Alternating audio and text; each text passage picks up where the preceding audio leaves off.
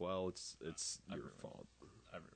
Well, we were just trying to record a... Don't rip the list up, please. I'm ripping this list. Please don't rip the list. We don't need this anymore. We rip the list. Don't rip the list. I'm ripping the list because the list is outdated. And you're right.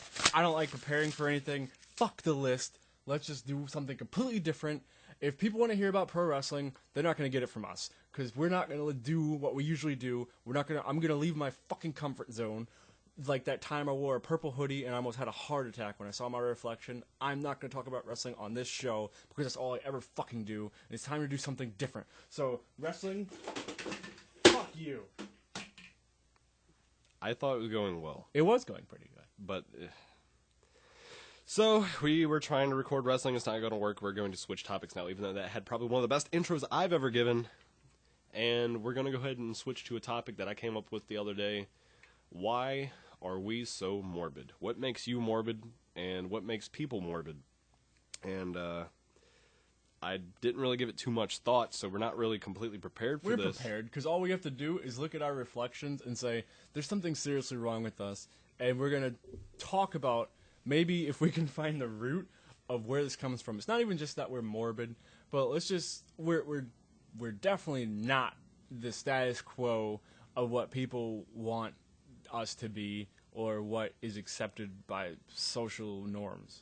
Well, see, speaking about these social norms and... Whatever the fuck that means. Well, see, the thing is, whatever that means, because if the social norm was not to be morbid and not to like the shadows and hovering in the shadows and having a fascination with it, why do horror movies do so good at the box office? It's just like wrestling, where people say it's totally not cool to like it, but as soon as you get home after working a long day Friday, you click on wrestling and you watch it. But the next day, no, I've never seen that shit in my life.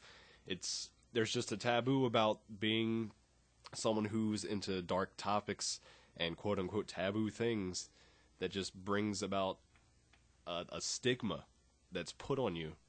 And I mean, probably since my early teens, I've been into really dark, different things. And I'm not that same guy anymore. I used to wear like a lot of black, but now I wear just about every color that I can possibly at any given time. Roy G. Biv. Yeah, Roy G. Biv, obviously, at all times. Color spectrum there. I mean, even like we were just recording the show and there were screams outside. Most people would have been terrified and they would have been like, well, what was that? Let's go investigate it or something. But we just didn't even bat an eye. We just kept recording. But you know what's like really cool about that? And I'm not saying, oh, it was really cool that we heard screams outside. But I guess, fuck it. I guess I kind of am saying that it was really cool we heard screams outside. Because we're recording, we got about half hour into wrestling discussion. And like at one point, I don't know, a good maybe 15 minutes in, I wasn't feeling it and I stopped it. And then another 15 minutes in, I just wasn't feeling it and I had it stopped again. That when I heard those screams outside, I wanted to never talk about wrestling ever again. I wanted to run towards the direction of the screams. I wanted to find out, A, is this person being murdered? B, is this person being raped? C, is there anything that we can do? D, if there's not, let's watch. Because, I mean, I'm all for helping people, but if there's a position where there's like 5 people with knives and guns and just a whole bunch of bullshit, I will watch from afar, and if there's something that I can put into the police report, by all means, I'll give my 2 cents. That's just like the song lyrics. Damn it. I can't remember them right now. Continue. It's from the Tool song, Vicarious. How we won't stop watching till blood's flowing. And that's exactly what I felt just then. Like, when I heard the blood-curdling screams. And they really were. And it wasn't just one. It was in succession. There was the one, and then we just stopped. And then she screamed again. And that's when I was like, please, please, please scream one more time. Because I swear to God, if she would have screamed one more time, I probably would have stopped us and we would have had to have at least investigate. Like the time a couple months ago we were out here and we were playing Halo, and then we heard people screaming from like right on the next block. And we both went out there, and there was a person screaming, "Leave me alone! Just leave me alone!" And then she was probably having like an argument with her drunken boyfriend or something, but we needed to know what was going on. I'm pretty sure they were juggalos, so they're not actually people. So I'm not touching that because I've got some juggalo friends, and I love you guys. But I will say... I do too. I have Juggalo friends, and guess what? I don't identify them as people. I'm not getting into that. But I love everyone equally. But I will say... I mean, if you want to talk about some morbid people, there's Juggalos are some morbid people. Speaking of wrestling, have you ever, like, listened, or not listened, but checked out the results of the gathering of the Juggalos? Yeah. Dude. Yeah. The stuff that they do. Yeah. Is so fucked up. Did you see a couple years ago what they did to Tila Tequila? No. Dude. A couple years ago, Tila Tequila, I believe it was her, they threw like bottles at her and rocks and batteries. I swear to you, though, they threw like they were in Arena, Mexico, AAA. They were throwing like bags of shit and piss at her, like she's a Rudo or something. I mean, I believe it because, once again, I don't need to repeat what I've already said twice. Apparently, at this gathering, I mean, be proud that you aren't on the level of what I would call people, because I wouldn't I don't want to identify myself as a normal human being anyways. I am subhuman. That's how I think. I didn't want to say it, but I identify myself as being a subhuman. There's something so wrong with me. It's hard for me to go in public and identify with everyone else around me because there's something dramatically different with my encoding, especially when I compare it to other people. If I go to Target, I look around at everyone else, and and you just see people that are like, wow, they look like their life is in order, and they're so happy. Like Terminator, I look at them and I see X-Ray, and I'm like, oh, that guy's gonna go home, he's gonna garden. That lady's gonna go home and she's gonna bake cookies. I'm gonna go home and I'm gonna download porn and I'm gonna watch 8 episodes of The Simpsons while I think about like how I could die today and if I would die, how I'd off myself. Yeah, I mean, that's multiple times a day. I would say probably maybe a minimum every day I think about death at least 10 times. That's what makes me so morbid. And then I go on the internet and I'm just looking at pictures of death and it just doesn't even faze me anymore. Like, I'm just so desensitized to everything around me. I've been desensitized probably since I was at least 5 years old. When I was like 5 to 6 years old, when I was first exposed to porn, and that in and of itself is a situation that will probably desensitize anyone that young, because you just don't know what's going on, and you want to know because there's some tickle bitties you want to reach out. Yeah, squeeze. I mean, that can desensitize you. What desensitized me was seeing the Mexican drug cartel cutting people's heads off. Yeah, that video will do it. After I saw that for the first time, nothing's gonna mess with you guys after you see that. When you're 14 and you see, you saw that video when you were 14. I saw one of the videos when I was. Because we watched that one a couple months. Yeah, one of our years ago. One of our friends almost had a panic attack. He's like, nope. That was terrifying because I watched it with you guys and I'm desensitized, and there's not much that bothers me other than that picture I took of myself last night in your garage that I didn't know I took, and I saw the picture of it, and it scared the shit out of me because it looked like there's a hand coming out of the shadows, and it's my own hand, but then it looks like there's a silhouette coming out of the deeper, darker shadows who's all purple and black, and the only thing you can see is his teeth grimacing, and oh yeah, that's me. That was terrifying. But that video that we saw of that guy being decapitated was absolutely disgusting. As he was having his head just chopped off, his arms were just flailing up and down. He's trying to scream, but all you hear is the blood gurgling sound effects of a man being murdered, and everyone's cool with it as they record it. I didn't really have in this. I mean, obviously this is gonna sound morbid, but fuck, it's me. I didn't really have a problem. I'm not gonna state it that way. I will say the thing that bothered me the most was the sound that they were making as they were like ripping his head off of his body. It sounded like if you glued Velcro to another piece of Velcro, but then you had to rip it off at some point. It was just like just as they had to rip it off as they're cutting and chopping. That was what got me. And then I had to go upstairs because it was a townhouse, and I had to take a piss. And I was already kind of shaken up because I like to partake in the caffeine some days. So I was shaken up. And then, God forbid, that I saw my reflection again. But, dude, there's a mirror in front of you in the bathroom. And then, I don't know why, but wasn't there another mirror? There's a mirror directly to your right. Off to the right. So it's like I saw myself twice. I was like, oh. As I was taking a piss. I think I pissed a little bit on the seat. I was really scared that night. But that was also the night that I was introduced to Horse Outside. which is completely different, right?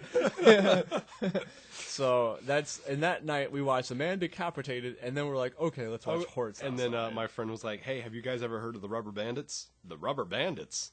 So we watched Horse Outside. We'll go ahead and give a shout out to them because that song is amazing. I listened to it like a half hour ago. It's such a good song. Synchronicity. Thank you guys. Yeah, absolutely. Synchronicity. In all seriousness, we will discuss that on another show. I can't wait to fuck it. I can't even say it. That'll To be a good discuss paranormal activities. Ooh, paranormal activities, synchronicity. There's a lot of stuff I we're think going to that's get into. also that kind of intertwines what makes us so morbid is we have a fascination with Obviously, I'm not going to sit here and BS you guys. I don't really believe in an afterlife or anything after we die. So it's kind of hard for me to believe in demons and ghosts, etc., etc. But deep down in my heart of hearts, I want there to be something because for the mere fact that I want to believe that there are creepy, crawly things outside my window at night, and if I look out there, I'm going to see red demon eyes that just scattershot into the night once I see them. Everyone wants there to be something because it kind of gives us hope and also gives us a line of good and evil that you have to walk on, because if you believe in such demons and afterlife, then you know that you have to quote-unquote walk the good side of life, or you'll be a sinner, then you'll end up in hell. So it's kind of like this weird like mental balance that it's all spiritual, even if there's absolutely nothing. If I were to just die right here and then that's it, whatever, no reincarnation, no heaven, no hell, I'm just dead, I'm just a carcass. But people want to believe that there's something, so it gives them something to strive for, to either be a better person or commit a little sins, go to church on a Sunday, sweep it under a rug, like everyone usually fucking does, because they just want to dissolve their sins by going to a confessional or giving some people at the here's $2. Yeah, giving someone some money in the holidays who are ringing the bells. You can't just. No, that just means you're vapid and very shallow. And personally, I believe that my stomach just gurgled. Is that your stomach? Yeah, Your that was my stomach's stomach. sinning right now. Yeah. Let me give it some money. I believe actually the worst thing you can do to try and be a moral person is thinking that there's a line of good and evil and thinking that there's an afterlife, because you have to plan that there's not, and planning for today and planning for tomorrow and trying to be the best person that you can be right now is what you need to what needs to be focused on, really. And thinking, oh, well, you know what, I totally punched that guy in the face for no reason, but I'm still going to go to Happy Christmas Magical Heaven Land. Because I said because a prayer I gave $2 and I asked for forgiveness. Because it's just, I don't know. There's something obviously, really weird about it. Obviously, organized religion is good because it does give you a focal point of right and wrong, and that's great because some people really do need that guidance. But there are other people. I mean, I'm not going to say us because we're obviously subhuman. We've already put that out there. But I mean, I don't need a guidance on what's good and bad. I know what's right and wrong. I don't need guidance from a quote-unquote higher power, because I want to look out for my fellow man and make life as easy for us and as non-quarrelsome as I can. Which is absolutely correct, because I used to live across the street from a church, and a lot of my early childhood we would end up going to the church every Sunday to go to Sunday school. And I got a lot of cool life lessons out of it, but as I got older, I saw myself the type of person who doesn't, and like me and you, we're best friends, but like I do want to believe that there's something afterwards, you know? I want to believe in a heaven and a hell, but I just can't like lower myself, and I just can't see myself going to church every Sunday because I don't believe so much in the church itself. I believe in the views that there's something to be faithful towards and believe in a God, but I just don't want to quote-unquote sell my soul to the church, because I know a lot of people that just will go to the church and then just sin all week, but as long as they're there that Sunday and they have their Bible and they've got their Sunday's best on, they think everything's going to be fine. Now, even if you don't believe in a God or heaven and hell, there's got to be something to be said about your morals and your loyalty to just yourself and other people. You can't treat people completely terribly and then expect to just absolve yourself from all of the bad that you've done last week because you go to church and you put a $5 bill in a collection plate and you say a prayer and you take some wine and you break some bread. It just doesn't work that way. You're still a bad person. You're still a bad person. So, like you said, it's better to live in perfect harmony all the time. That couldn't have been said any better. It's nice. I don't know how I got so worked up over this. But it's because we're covering a topic that's very personal to some people, and you can't talk religion. You can talk religion because the thing is, I get tired of people thumping. You got to separate church and well, obviously you guys can obviously understand that we're in the United States. You got to separate church and state, quote unquote. But we say prayers in school and we say prayers. You have to swear on a Bible if you're in church really. If you're I can't even get the words out because my brain's just pooping out. If you're at trial and you're up on the witness stand, you got to swear on a. Used to be you had to swear on a Bible, but that's not separating church and state. This isn't a political argue. I'm not going to do that. That's whatever. I don't care about any of that. But this is part of how morbidity goes. You have to include all of this in the same mesh. It's all part of the same cloth. It all goes hand in hand, more or less. I'm kind of petering out here. No, dude, you make a very good point. Like you said, people want to just kind of like turn a blind eye to certain things. Like, well, you can put your hand on this stack of, on this Bible, and but you can't talk about church. You can't talk about God. Yeah, it's a double-sided thing. Like you can't talk bad about God, but then someone's going to go ahead and thump their Bible in your face. You can say in the Pledge of Allegiance under God, but after you say under God, no more God talk for the rest of the day. Exactly. So, what else makes us morbid? Like, I know we get manically depressed. Just today, I had something terrible happen with my car a couple of days ago. I've only had the car for like a couple months, not even 90 days. It's a 2012. I love this car with all my heart. It's like having a son. It's like I birthed a 3,000-pound sedan son, but I love it. But a rock hit the windshield the other day and cracked the windshield, and also cracked my heart because I did not want to have to buy another windshield because I was planning numerous summer trips, and that was going to deduct money from the summer trips. So I wanted to get really depressed because I used to often just toil around with depression, and then I would just self-medicate with OTC pills and Halo and techno music, and I really wanted to just get back into the old grind of that the other day. But you know what? Something inside of my body, I don't know if it's maturity or wisdom, said, yeah, that's the old you. You're not going to do that now. Don't worry about it. You'll get the glass fixed, yada yada. You can afford it now. You're in a better place in your life. So I went to get the glass fixed today. They fixed the glass, and they scratched my door. So now I have to go to another place a couple days from now, get it buffed out, get it fixed. They're going to pay for it. But again, that's something that I wanted to shut my body down, cocoon, not talk to anyone, go back to my old ways, just not giving a fuck about anyone or anything. But guess what? That lasted for about 1 hour before I was like, well, you can fix it. Well, fuck that. They're going to fix it because they fucked up. They're going to fix it. You can't let this ruin you. I have a good support system now in my life. I've got Sloth over here. I've got a wonderful fiance, my mom and my dad that keep me grounded.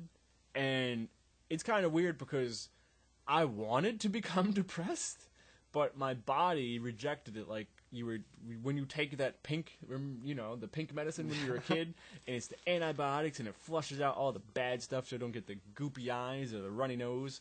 Something inside of me, I don't know, maybe it's just maturity, forced out all the venom that was the depression coming on, and it wouldn't let me. I found myself, I don't want to say I was happier during the times of high school, because I was more or less a social shut-in. No, you? Me or you? Me too, buddy. But I don't want to say I really don't want to say that I was happier when I was depressed, but I was more creative. I could more readily write. And we're not talking like super depressed, like, oh, I'm going to kill myself. It's just, I have a bleak outlook on the world because I look around me and it's like what you said, you have x-ray vision, like Terminator. And I just see into people and I can see things in certain people that are like, I feel like this guy's going to accomplish something with his life. And then I look around at other people and I'm just like, wow, what a wasteland of talent. And these people are just going to rot. and like just waste their given talents that they've been handed to them. And I hate to cut you off, but as we get older, I'm starting to see us as those people that are wasting their potential. Exactly. And it's like, we're not that old yet. Like, you're what, 23? 23. I'm 24. I mean, we're getting to a point where it's like, we need to do something. But there's obviously just, like, untapped potential that we know we have. I mean, everybody has untapped potential. Absolutely. And if there's anyone out there who's on the verge of doing something, do it. And then just, do it. You're not confident about doing it, just do it. Because, like, there's things that me and him have both done in our lives that we did, but we didn't give it 100%. I mean, speaking for myself, I've done things that I haven't given 100%, and I think if I would have at least given a good 99.9, I'd still be doing it, or I'd have more confidence. But I have issues with that. I have trouble believing in myself, so. But you're awesome. No. Yeah. No, I think you're way more awesome than I am. I don't think so. You're but awesome. We're never going to accept whatever. I hate compliments. You're awesome. No, dude, don't lie. But like the other day, I was on the verge of shutting down my Facebook. I want to do it all the time. And I'll go ahead and give I'll give a shout out to him, but I don't want to drop his name. I went to school with a guy named Gino. And I'm pretty sure he's a b-boy now. And I'm pretty sure he's awesome because he posts on Facebook about it a lot. I saw one video probably a couple years ago, but I just told him, dude, keep it up, follow your dreams. I'm glad to see somebody from around me accomplishing their dreams and doing something that they set out to do. And I look at other people that I went to school with and other people that were in my little circle, and a lot of them have come up short of what they really could have achieved in their life. And I mean, that's not really makes me morbid, but it kind of does, because I think about, wow, this guy's going to die and he's never going to realize his full potential. And then I think about me and my friends that are like immediate to me right now, me, money over here. I'm like, wow, we're going to die. We're never going to reach our full potential. And that's sad. It's very sad. It's almost like a life wasted. Because there's oftentimes, like, I'm not even going to bullshit around. The only thing I've ever wanted to do in life is be a pro wrestler. And I've gone into training once when I was like 17, and I didn't really give a fuck about it at the time. I didn't train hard. And I did it again recently within the last year, and I gave it a pretty good effort, but I still couldn't get into it because it was in upstate New York, and I hate upstate New York. And again, I'm just making excuses for myself. I couldn't give it 100%, and that's why I didn't accomplish it. I'm happy that I gave it another chance, but at this point now, I'm starting to get the itch again. But as we get older, it's like, it's piss or get off the pot type of time now, you know? And there's other things I want to do in life, too. I've been talking about writing this book now for like 6 years. I have everything I need plotted out. I just need to put fingers to keys because I'm not putting pen to paper. My eyes are so bad. But I used to work with the gentleman at my last job, and we worked in an office building, and it just drained and sucked the life out of us every day because we sat at that cubicle for 8 hours a day. And it was like, I heard that scream. Yes. I heard that scream. But we sat at that cubicle for 8 hours a day, 40-hour week. And it was like, why are we coming here? It got to the point where the paycheck's not even worth it anymore. And we just started talking to each other by happenstance one day. Because, like, I'm like, I don't even know how to describe myself. I'm a black dude. I usually dress like I'm, like, a punk, grungy, freaking pseudo wannabe punk rock kid or something. I don't even know how you describe how I dress, but I don't walk around wearing the latest Jordans and stuff like that. I would much rather wear skater shoes. Aren't you wearing Pumas right now or something? It's just unnamed, fake Pumas. They're fake skater shoes. Fake skate shoes, because I was not from Target gonna spend $60 on skate shoes again and have them just. Last time I wore skate shoes, I bought some DCs and I stepped in dog shit. Ruined my day, buddy. These are fake skate shoes today, but they're super comfortable. And he would usually wear. He was well dressed. He would usually wear like. He was fresh. He was fresh. He was fresh to death. He would wear like nice dress shirts and ties to work, and you know, seeing us together, the dichotomy of us walking around was completely a new concept for most people there. But the thing that we shared is that we both have goals and things we want to accomplish in life. And him a lot more so than me. And I even told him that I am really excited to know him, and I'm happy we became friends because he became a big influence to me to give wrestling another chance. You could look him up if you Facebook Brian Howell. He's a musician, and even as of right now, tomorrow he's gonna have one of his singles played on Sirius XM on a station that is highlighting the best unsigned artists, and I'm so excited for him. Like, I'm really ecstatic, and I hope that he gets signed from this. He's a really good guy, and I really like his music. So please check out on Facebook or Google Brian Howell. Awesome guy, super nice guy, great music. He's like a throwback musician. Big influences from Bruce Springsteen and the Gaslight Anthem. Some good music there. But point being is that I think that as we get older, we're starting to realize that we do have so much untapped potential, and that, especially myself, I mean, I don't want to speak for both of us, but I think at this point, really, we just need to give it our all, because, I mean, you can do anything in life. I really, truly believe that you can do anything in life. Last night, we're doing handstands at midnight, and, I mean, I don't know about you, but I usually can't do a handstand ever. And at this point, I was, like, super thrilled to see you doing handstands because, like... I used to be a fat fuck. Not saying that, but you've come such a long way with your body transformation, and I'm really proud of you. Like, you don't even know. So, I think that in life, most people usually don't do something that they want to do because they just don't believe in themselves. And I think that if you just give yourself the benefit of the doubt, take that leap of faith, give it your all. If you crash, you burn, you get back up, you brush yourself off. And I probably sound like a hypocrite. Like I said, I quit wrestling twice. But it's not even because it was too painful or anything like that. There's something in my brain that misfires. Like, if I have a bad day, it's not I have a bad day. It turns into weeks, which could turn into a month. I really usually dwell on negativity. He does. He sulks and just kind of melts into the shadows and keeps to himself. I mean, I'm guilty of it too. I think that's why we make such a good odd team, the odd couple. Because if I have a bad day or if I've just had a long day at work and I'd get home, I just want to go ahead and lay in bed and I'll just browse image boards on my phone or listen to music, and it just helps me escape.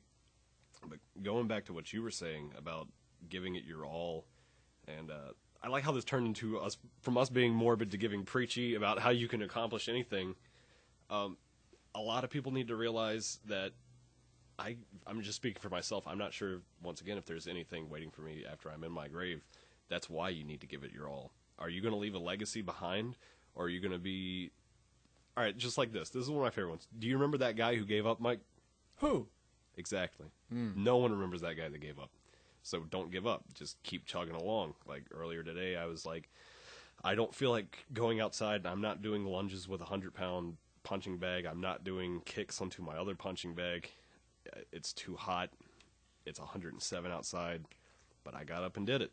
And my body is sore and racked with pain right now. But guess what, guys? I'd rather feel soreness than feel regret. And if anybody, even if it's just one person, get up and get out right now and do what you weren't going to do today. I know it's 6 a.m. if this is getting aired on unregular radio, but if it's on YouTube, you're listening to it boots to ground, people. Within a half. If this is on YouTube, you're listening to this within 24 hours of us posting it. Don't let anything deter you. Just get off your ass and go do it. Because once you do, no matter what it is, if you set out to draw a picture today, do it. If you set out to run a mile today, do it. If you can't do it to your full potential, just give it the best that you can. And I swear on everything, if you just give it 50%, knowing that you gave it your all, even if it wasn't as much as you wanted, you will feel better. You're always going to laugh at the people sitting on the couch. Exactly. It's not even just like, it doesn't even always have to be a physical thing. Like, it doesn't have to be like a fitness or exercise regimen that you need to get going and start. It could be anything.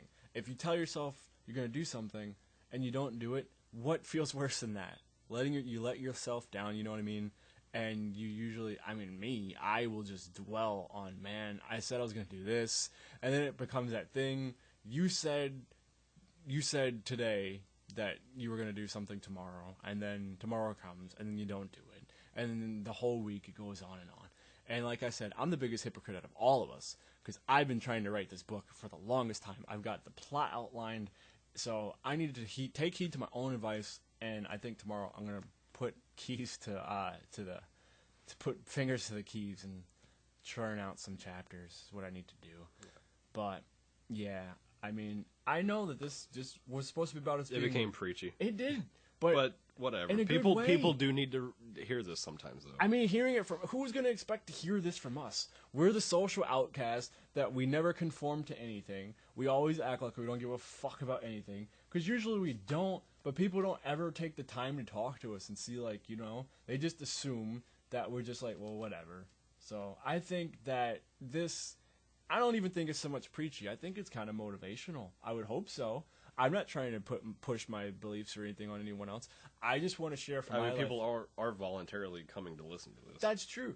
I just want to share my life experiences with people, and as I get a little bit older, share my wisdom. Because, I mean, I've had a lot of bad things happen to me, but you usually... when You've had a lot of bad things happen to you? Most people have. If they listen to episode 4 and then come and listen to this, you're going to realize how many times I shouldn't be alive now. Dude, but the thing is, you fall down, you get back up.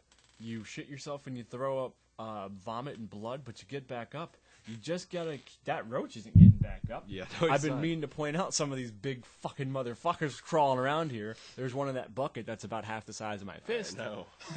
But, I don't know, man. So, I mean, I've had people tell me that I'm morbid, and I guess maybe some days I am, and maybe some days I'm not. But I like being a social outcast. I do. It helps. It's odd, and people who are in the know, or they're, I guess you would say, quote unquote, an average person, just aren't.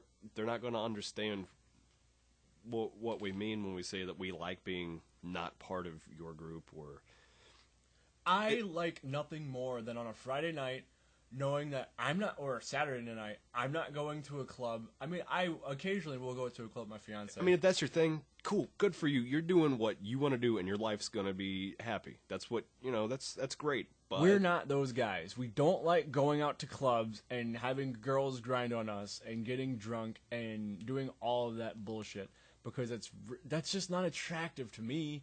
I don't like. I mean, like I said, every now and then I'll go out to a club. But some people do it every fucking week. It's some like people do it every night. I know. There's gotta be. I've never been. There's so much more to life than just. And I mean, I don't drink often, but I do drink. I can't say that I don't. But there's so much more to life than just going out to a club every weekend. It's like some people have no priorities, and it's really just like just do something different. Go to the zoo. Go to the museum. Don't do the same fucking shit every weekend. How about this? Even go online and read an article that interests you. That's not about going out and clubbing and drinking. Just switch it up. Grow your brain. Do something to make yourself more intelligent, because that's the only thing that really... If you go ahead and look back at history within the last 40 years, you know who's ruling the world right now?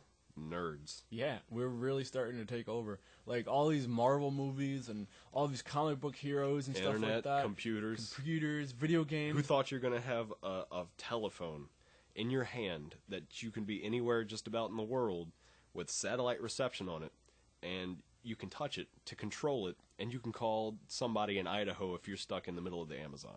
If Slater would have told Zach Morris that in like 10 years his cell phone wouldn't be the size of his head, he would have been like, timeout, freeze, and he would have probably like punched Slater in the face and had sex with Kelly. Wait, what do you mean I'm going to have an MP3 player the size? What's an MP3? And it's the size of my pinky? It's not going to play 8 tracks or compact what? Right? So I don't know. Like, even me, I'm like obsessed with wrestling. I think that's not a secret to anyone. But I will just not watch wrestling. I won't read any articles on wrestling for a week or two, and I'll just do something different. I'll go to the museum. I'll go in the park, a nature park, and I'll just take a walk or go for a nice jog. There's so much more to life than whatever your favorite thing is. Just do something different, because you might find something that you really like instead of just doing what you just know. Basically, leave your comfort circle. Take that leap of faith. Do something that you wouldn't usually picture yourself doing, and then see how you enjoy it. If you fail, like here's a good way to put it. Say you go to a new job, and you're not good at that job, and you're the absolute worst, and you're there for 2 weeks, and then you get fired. there's no reason to be upset about it. One, it wasn't your thing. Two, you're probably never going to see those individuals from that workplace ever again. So don't sweat it. If you fail, the world is full, was it 6.5 billion people now? Guess what? You're probably not going to come across those people again. So give it your all at all times, even if it's something you're not good at, and just try. Just try. We're 35 minutes here.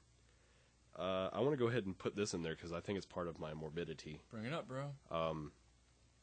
I love pale-skinned women with dark hair, and Story of my life.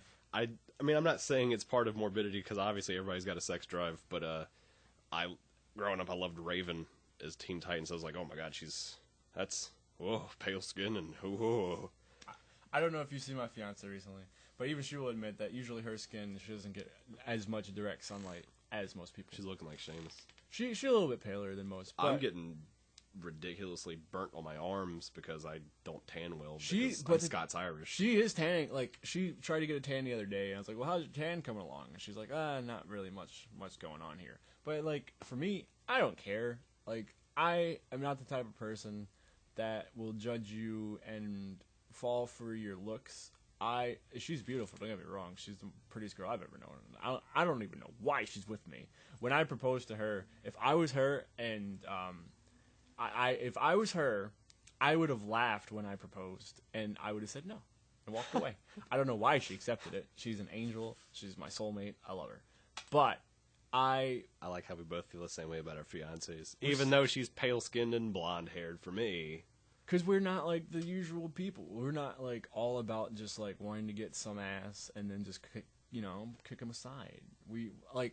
I value a good relationship. It's nice to have like we play Magic together, right? Yeah. And now like me and her, dude. I remember one time we watched 8 hours of Bad Girls Club together.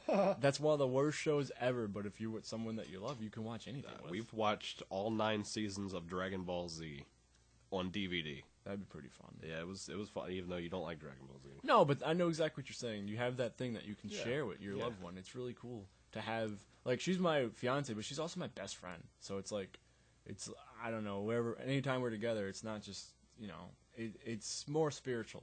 I can't even describe it, but whenever you get that in life, you really want to grasp it and just squeeze it. Now remember, Mike, you're just a series of hormones and electrical impulses going off. Speaking of electrical impulses, last night when I lost that, my brain misfired and everything went white for a second. That was terrifying. Okay. And I thought about if I were to actually be handicapped and if I were to be paralyzed after I landed on my head last night in your backyard, everything went white for like a second.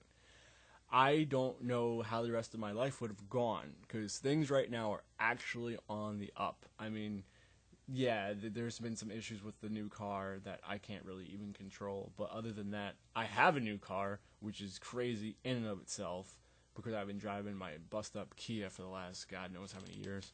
And I have a new job that's actually working out really well. I'd be there for you, Mike. I know you'd be pushing me around in my little mushy wheelchair and feeding me my Gerber applesauce, but I don't think that would probably be the way I'd want to live my life. That's not called living at all. It's not, and I mean, apologies from me out there to the people like that. I'm sorry you have to be like that, but I couldn't. No, there's absolutely nothing wrong with if you are in a state of being where vegetative. Just say if you are a vegetable, that's nothing you can control. I mean, because nothing excites me more sometimes than knowing I'm about to get up and I'm going to go run 2 miles, or I'm going to get up and do squats. Oh, I know. For us to lose our autonomy would probably be one of the worst things that could possibly happen to us, because at this point, we're some pretty physically active people, and we like to get out and about. I know some people who don't have full capabilities of, like, just full range of motion, and it's really sad, and I really look up to those people, because it's like, we take everything for granted, and we don't appreciate what we have. And if everything was taken away from us within a blink of an eye, we wouldn't know how to react, and it would be woe is me. But I think, honestly, before it gets to that point, you should take every second and just appreciate what a gift just being able to walk you know, and see and hear really is. Like, a lot of people don't have that gift. Life is a statistical anomaly. It very much so is. And a shout out to the people out there. If we did hurt your feelings, there's some tough motherfuckers out there who don't have full range of motion, who are experiencing phantom limbs, etc., etc. Keep on keeping on. You're a much better person. You're a lot stronger than I am. Absolutely. Me as well. God bless you. Let's add this part of. Once again, we'll drop the word. I guess we'll play a game. Every time we say morbidity, when we listen to this back, we'll take a shot. Part of the ads. I thought you haven't been drinking. You don't need to start drinking. I don't drink. I know you did. And I was But worried. I wasn't drinking that much. You were drinking But that's the thing. in excess. You don't understand how fat I was. Maybe that had a lot to do with it. Maybe you had that Andre condition where Andre was so big, but you weren't this big. But Andre was like so big he could drink like just 143 beers. Yeah, and not even feel like, I'm okay, boss. Give me another beer. No, I would routinely. I think the night that got me, I did about 13 shots worth of stuff in an hour, and then that's when I finally got by that one. Dude. But once again, now you understand like how much it would take for me to. You know what I've always wanted to do though is the Drunken Jeopardy. Yeah. We should just. I mean, if you ever fall off the wagon, and I really don't want you to, but if you do, we should do an episode where we're a little bit off. So our rockers. So dreams. I don't know how often you dream, if you dream in color, if you dream in black and white. I've always enjoyed having full surround sound as if everything were real life in my dreams, and I've had some pretty terrifying dreams in my life, and I have another really close friend who has a lot of nightmares, and I know that kind of jumbles his psyche up a little bit sometimes, but I love having nightmares, and I love waking up and having that primal sense of fear still deep down instilled in me. And I'm like, where am I? What just happened? Oh my God, where'd my arm go? And then I look down and everything's okay. And I don't really care about horror movies too much. I've never been a huge horror movie fan. But just having these dreams that feel so real and actually experiencing these things myself really helps contribute to I'm not a normal person. And I'll go ahead and hand it off to you. Well, all of that ties into a lot of the reason why I'm desensitized. When I was a young kid, I used to have to be babysat by my brother, who was about like 6 to 7 years older than me. And this was like mid-90s, early 90s, when the whole Nightmare on Elm Street thing was taken off. So like you were just saying about the dreams and the horror movies and the nightmares, all of that goes hand in hand with a lot of why I'm so fucked up. Because I used to be exposed to all of this stuff with him. Like, I mean, I love my brother, but there's a lot of stuff that I saw as a kid that most kids my age shouldn't have been watching. Like, I was watching Nightmare on Elm Street when I was really little, and that really fucked with my head. For about a good 9-10 years, I don't even know, probably a lot longer, I was deathly terrified of Freddy Krueger. Like, it got to the point where I would have nightmares about this motherfucker. I would literally go to sleep, be like, okay, here we go, it's gonna happen tonight. I would go to sleep with a toy gun in my arm when I was a little kid. I remember this because I was afraid that he was going to get me in my sleep. But even then, I had enough wherewithal to take a toy gun with me in bed, because if he gets into me your dreamscapes, if he gets me, I'm going to have this fucking toy gun in my hand, and when he comes up to me, I'm going to go, oh no you don't, Mr. Krueger, and I'm going to pull the trigger, and it's going to go, and I'm going to kill him. And that's going to be it. Nothing's going to fire out, but it's going to make that sound, and the little LED is going to flash, and it's going to go, oh, and he's going to die. Those guns were the best. Those were so cool. Where they had, like, the flint in them. Yeah. And they would go, and that's how I was going to conquer my nightmares, with a little toy gun. But, talk about some awesome childhood logic there. I thought it would work. Couldn't think of the word. It's crazy, though, because in a complete 180, now that I'm way older, I went back last October with my fiance, and we watched the entire series. And you just laugh at it. It's not even that I just laugh at it, but it is kind of morbid. But if you think about it, like, kind of at the root of things, he's almost like a sociopath, like, rapist, murderer. But I can kind of relate, minus the sociopath and the rape and the murder.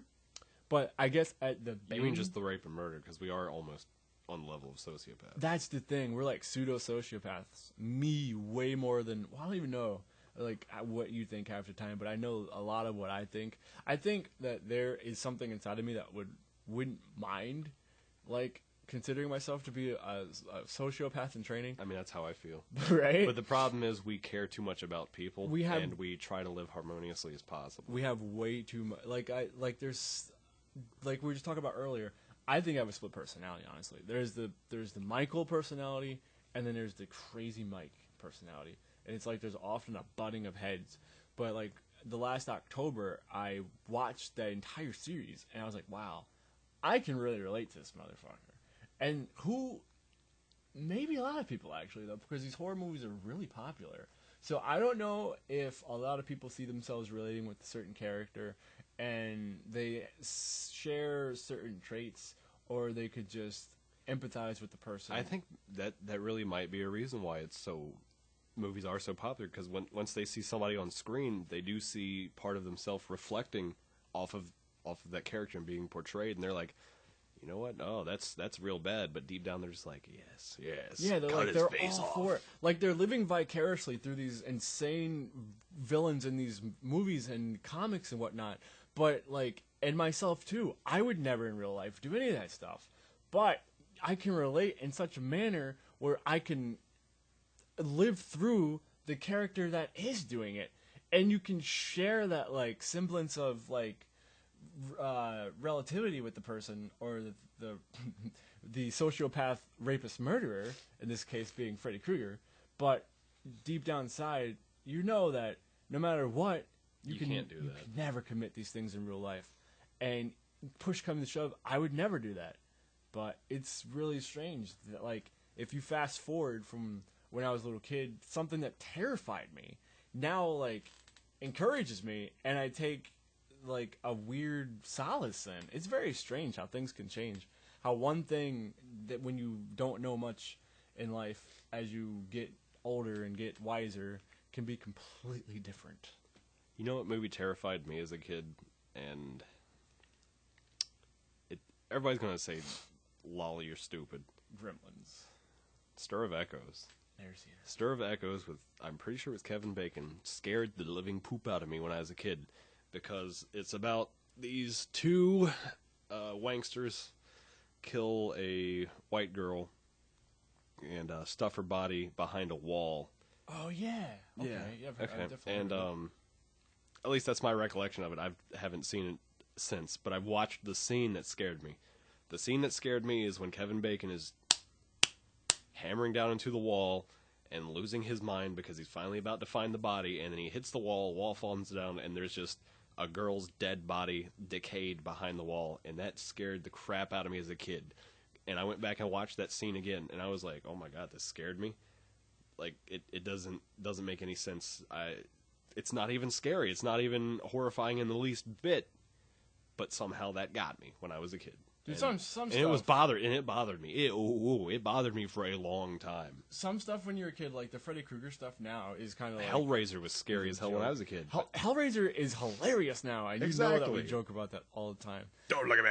But there's like things that when you're a kid, it's like, I don't know what it is. It's like you have like We're almost... jaded. Yeah, you're jaded, and there's like this veil that's still over your adolescent eyes, and it's just like, well, you see it through a different perspective than everyone else, so things are still different, and you still have like this belief that things aren't as fucked up in the real world as they are.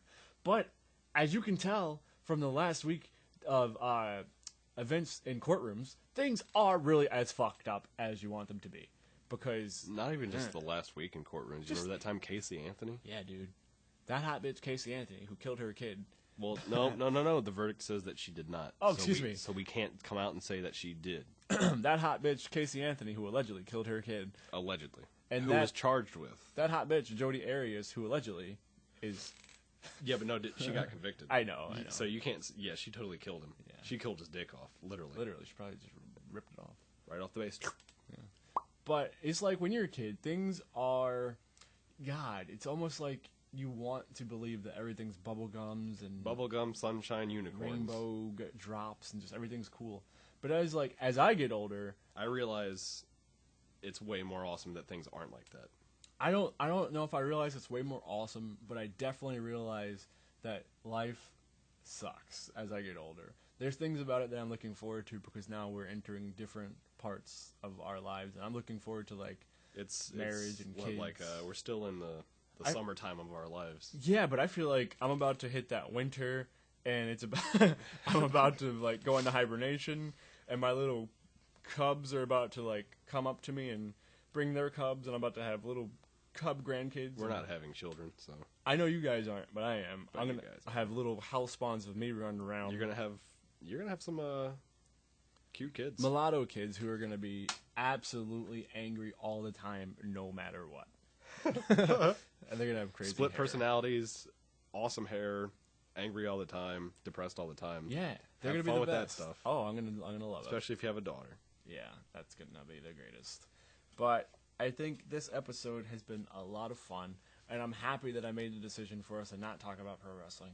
And I didn't think I was going to be able to get into this one, but I've been shaking this entire episode because it's been intense, and I hope it hasn't been preachy. I just want it to have been fun for everyone like it was fun for me. I had a lot of fun, and I'm glad we didn't. I think things are going to go better when we don't prepare for episodes. We had as stupid as that sounds. No, because we had nothing prepared for this. I literally, hold on, if you can. That's me stomping the preparation for our previous episode that was about wrestling. And like I said at the beginning of this episode, fuck wrestling. We're not talking about wrestling on this. We're going to leave our comfort zone. We're going to talk about something different. All right, so the way we're looking at it, we've got about 8.5 minutes left. What do you want to cover? Music. Does music contribute to your morbidity? Because I used to listen, I can't even say it, morbidity. I listened to a lot of Slayer back in high school and just really bad metal, but I mean, I still like it today. It is what it is. But I listen to Tool now constantly. I listen to a band. I'll give a shout out before we do that one episode. We're going to get to you eventually because Mike doesn't quote unquote care about music. I care about it, but I don't have much to contribute because I am like the worst person to ask about music. Because I go out once, quote unquote, going out of your comfort zone. I know probably about, I don't want to sound like a hipster because I hate sounding like, but I probably know about 100 bands that you would never have come across if you didn't look them up, because there's a couple bands I even forgot their name, and I've come across them again. I'm like, oh my god, I totally forgot that Algalok exists. I totally forgot Dominia exists. I have a really hard time forgetting that Pitbull exists.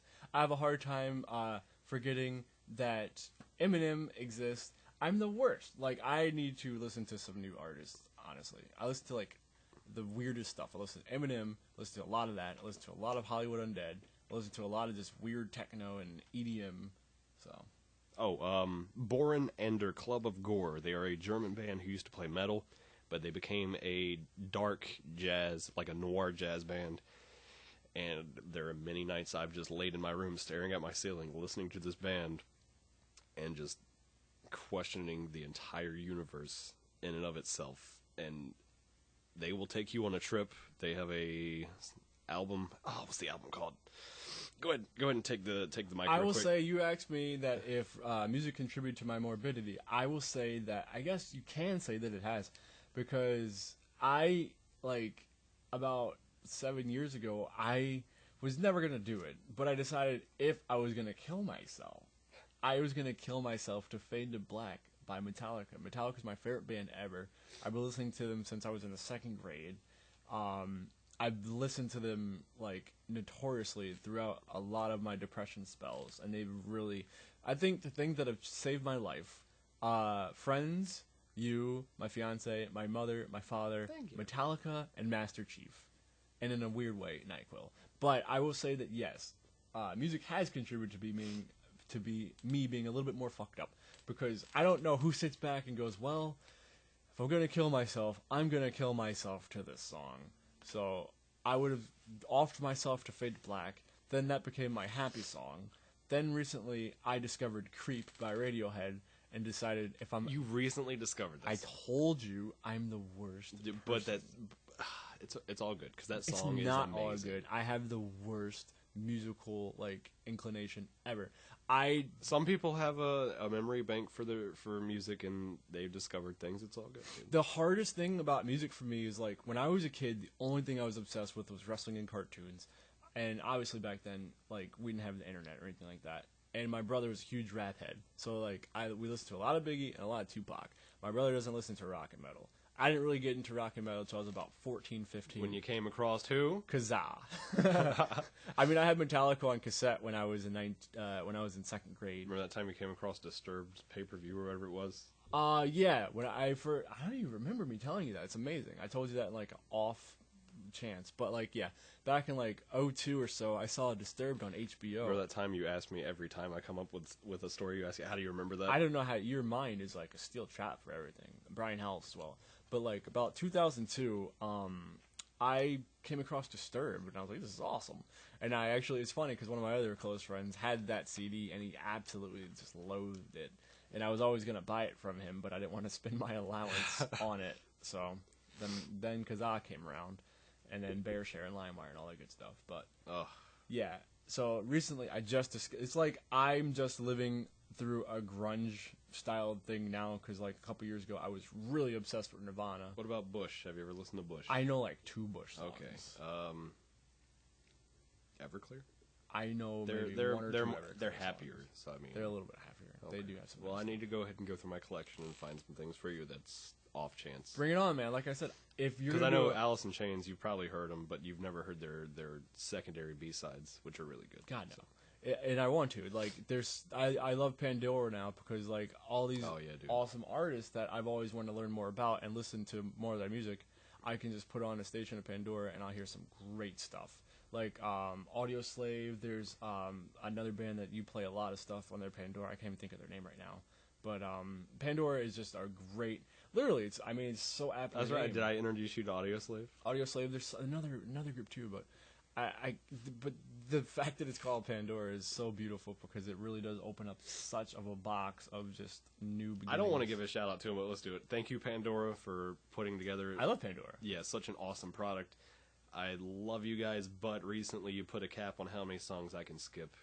I think they've had it for a couple of years. Did it change? No, recently they you used to be able to switch between different stations and switch songs, but now they ixnayed that shit, huh? They ixnayed it because they said due to their music license you can only skip a certain amount of songs. I mean, iHeartRadio is okay. I mean, a lot of people like that. But the only reason I use iHeartRadio is for talk radio. iHeartRadio is awesome for the local stations. I mean, if you're listening to, like, trying to catch up on the news, iHeartRadio is your best friend. That's obviously. True. That's but if you're just trying to chill out, have a good time, relax, Pandora. So yeah, music has contributed to my morbidity. There's another song that's not so much a morbid song for me, but like it is kind of like I have like a depression soundtrack.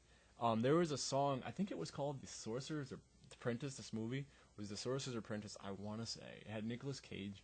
Came out a couple years ago, and there was a song. The group is really an obscure track, but the group is like O+S, and the song is called New Life. Every time I hear that song, it's like, this song is like my rainy day song, and I don't think it's morbid to have like a depression soundtrack, because there's only some songs I'll listen to when I'm only in a bad mood, but music definitely does play a part in my my mental state. Well, we have, let me go ahead and do my math real quick.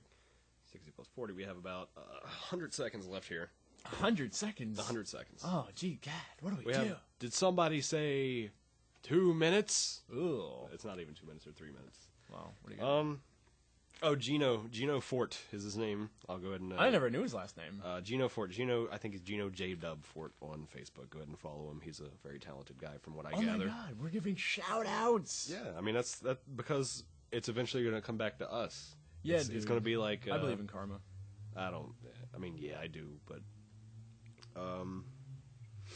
anything else? We really want to give shout-outs to anybody? Like I was saying, I think I mentioned him multiple times, but he's a close friend, and I owe a lot of my optimism over the last year to this guy. Brian Howell, check him out. Hope you get signed, buddy. And before you know it, we'll be watching Death Wish 4 with Charles Bronson and enjoying our time together. But I want to watch Death Wish 4. No, you don't. Because I've already seen the first 3. Oh, Jesus. Because they had Death Wish on AMC one time, and I was like, I gotta watch this. It's so bad. My grandfather used to love Death Wish. A couple months ago, like, this is why it happened. A couple months ago, Death Wish 4 came on, like, CW, and I was home alone one day, and I watched, like, 15 minutes of it. I was like, this is the fucking dirt worst movie It's the I've worst. ever seen. It really is. And then, but Brian is he's a big film buff. So I was like, I gotta tell him about this. So we decided we were gonna watch, like, I went out and I bought Death Wish 1 through, like, 4. So we were going to watch them all, and something came up. But I let him borrow the DVD. Now he's, like, in a different state. I let him keep the DVD, but he watched 1 through 3. Now we got to watch 4. I don't want it to end like that, but I mean, No, it's not going to end like this. And we're at the 60-minute mark. I'm sure we could just... I mean, I'm just going to cut out that silence. Yeah, thanks for giving us a listen on this very preachy, insightful... I was just about to say, I hope this wasn't too preachy. I hope that people take some cool stuff out of this. If anyone takes anything out of it at all, just take this. Do what you want in life. Don't let yourself stop you. Because really, at the end of the day, the only thing that can stop you is you. Yeah. I hate ending it like that, but I mean, that's how it's going to stop. Until next time. I can't even think of anything else to say.